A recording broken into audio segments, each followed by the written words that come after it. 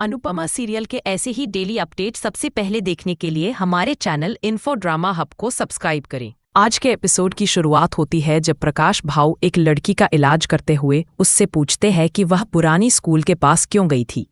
अनुपमा यह सब देखकर हैरान रह जाती है, जबकि लड़की की माँ घबराई हुई आवाज में पूछती है कि क्या उसकी बेटी ठीक हो जाएगी। प्रकाश भाऊ गहरी आवाज में कहते हैं कि चिंता मत करो, बीमारी बड़ी है लेकिन मेरे घर भेज देना, इंशाल्लाह ठीक हो जाएगी। लड़की की माँ बिना सोचे मान जाती है। वह देविका को कुछ गड़बड़ लगती है और कहती है कि यह सब कुछ सही नहीं लग रहा। तभी रही कहती है कि यह सब सिर्फ नौटंकी है। तभी प्रकाश गुस्से में उन पर बूट डालने का अभिनय करता है और आसपास के लोग प्रकाश भाऊ की जय के नारे लगाने लगते हैं। अनुपमा यह सब देखकर दंग रह जाती है। अचानक वह लड़की पीछे गिर जाती है और अनुपमा उसे संभाल लेती है। प्रकाश यह देखकर चौंक जाता है, लेकिन अनुपमा को एहसास होता है कि लड़की को तेज बुखार है। वह जोर से कहती है कि इस बच्ची को डॉक्टर के पास ले जाना चाहिए, यह कोई भूत प्रेत का मामला नहीं बल्कि गंभीर बीमारी है। प्रकाश सन्न रह जाता है, पर लड़की की माँ अनुपमा को डांट देती है और कहती है कि प्रकाश भाऊ ने कहा है कि मेरी बेटी ठीक हो जाएगी तो वह जरूर ठीक होगी। अनुपमा कहती है कि भाऊ केवल प्रार्थना कर सकते हैं, इलाज तो डॉक्टर करेगा। लड़की की मां भड़क जाती है और कहती है कि प्रकाश भाऊ का अपमान हम बर्दाश्त नहीं करेंगे। वहां खड़े सारे ग्रामीणी तथ्या का साथ देते हैं और अनुपमा को चेतावनी देते हैं कि अगर वह उनकी मेहमान ना होती तो उन्हें पता चल जाता कि भाऊ पर शक करने की सजा क्या होती है। अनुपमा यह सब सुनकर चौंक जाती है। सरिता उसे सलाह देती है कि वह गांव के मामलों में दखल ना दे और अपने काम से काम रखे। देविका कहती है कि भाऊ के मामलों में लॉजिक काम नहीं आता, पर अनुपमा दृढ़ता से कहती है कि चाहे जो भी हो वह इस लड़की को बचाएगी। देविका कहती है कि ठीक है, तुम लड़की को बचा लोगी, पर हमें कौन बचाएगा। तथ्या कहता है कि आज हम सब प्रकाश भाऊ की वजह से सुरक्षित हैं, इसीलिए इस गांव की औरतें रात में भी बेफिक्र घूम सकती हैं। अनुपमा जवाब देती है कि उसे यहाँ बिल्कुल भी सुरक्षित महसूस नहीं हो रहा। प्रकाश यह सुनकर सन्न रह जाता है। अनुपमा सीधे उसकी आंखों में देखते हुए कहती है कि आपने हमारी बहुत खातिरदारी की, इसके लिए धन्यवाद। आप नारी सम्मान की बात करते हैं, लेकिन आपके ही आदमी ने मेरी बेटी रही के साथ बदतमीजी की है। प्रकाश हक्का बक्का रह जाता है।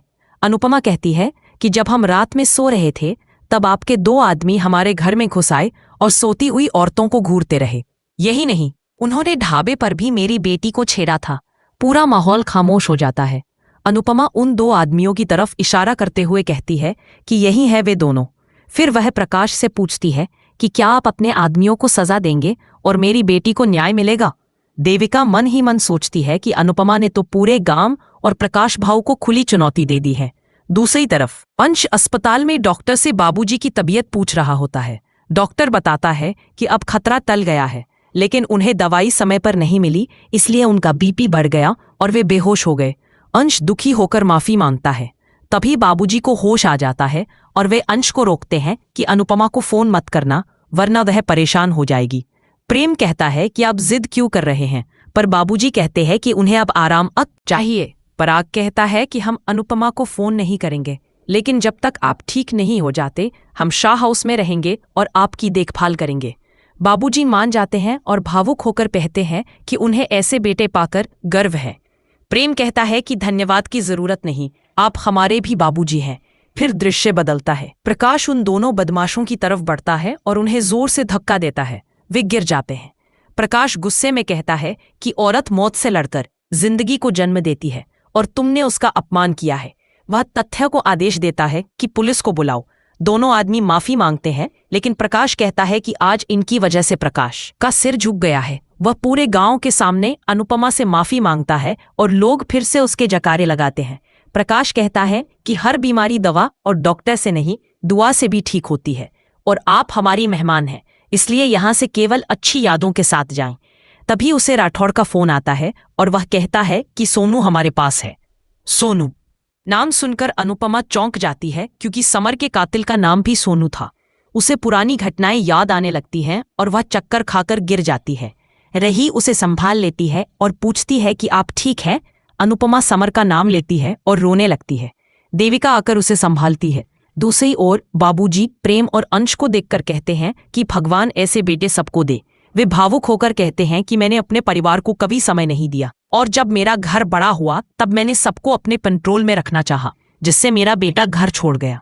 समाज मर्द को पत्थर बनाना चाहता है, लेकिन वही पत्थर अपने घर वालों के लिए भी सख्त हो जाता है। पराग कहता है कि अंश और प्रेम रिश्तों की अहमियत जानते हैं और उनसे सीखना चाहिए। बाबूजी कहते हैं कि उन्हें भी अब सीखना होगा और प्रार्थना करते हैं कि प्रेम उनके जैसा न बने और अंश प्रेम का यह प्यार सदा बरकरार रहे। दूसरी तरफ रही अनुपमा की बातों से हैरान है। अनुपमा कहती है कि जब से वह इस गांव में आई है उसे समर की आवाज सुनाई दे रही है, जैसे वह कह रहा हो कि माँ मुझे क्लोजर चाहिए। और जब उसने सोनू नाम सुना तो उसे यकीन हो गया कि उसका यहाँ आना किसी वजह से हुआ है और वह वजह प्रकाश भाऊ है। एपिसोड यहीं खत्म होता है। अगले एपिसोड की झलक में दिखाया जाता है कि एक लड़की अनुपमा से कहती है कि वह तुरंत इस गांव को छोड़ दे क्योंकि प्रकाश बहुत खतरनाक आदमी है।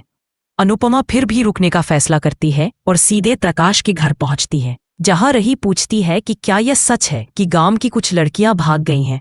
प्रकाश जवाब देता है कि वे किसी दूसरे गांव के लड़कों के साथ भागी हैं, लेकिन अनुपमा कहती है कि शायद वे डर के मारे भागी हो। प्रकाश ये सुनकर चौंक जाता है। एपिसोड एक सस्पेंस भरे मोड़ पर खत्म होता है, जहां यह साफ दिखता है कि अनुपमा अब न सिर्फ एक माँ बल्कि एक सच्चाई की खोज करने वाली औरत बन चुकी है, जो किसी भी कीमत पर सच सामने लाकर रहेगी।